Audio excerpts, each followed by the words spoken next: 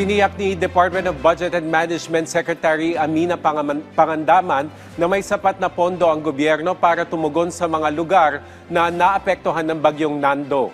Ayon sa kalihim, alinsunod ito sa utos ni Pangulong Ferdinand R. Marcos Jr. na agad suportahan ang kababayang naapektuhan ng Super Typhoon Nando at maging ang frontline agencies na nagtatrabaho para agad na rumisponde sa nangangailangan ng tulong.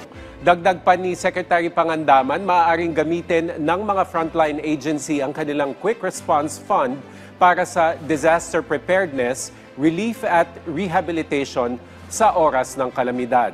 Walaan niyang dapat ipag-alala ang mga kababayan natin dahil may sapat na pondo ang pamahalaan kasabay ng pagtitiyak sa mabilis na pagproseso nito.